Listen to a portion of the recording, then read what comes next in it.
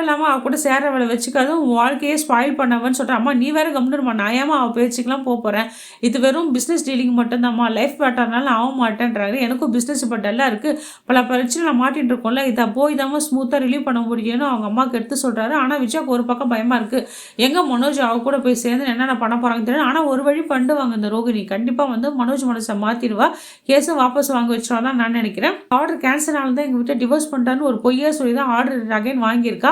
இது அவருக்கு தெரியாது. இது ஒருவேளை முத்து மீனா சொன்னால் தான் அவருக்கு தெரிய வரும்னு நான் நினைக்கிறேன். அதுக்கப்புறம் என்ன நடக்க போது தெரியல.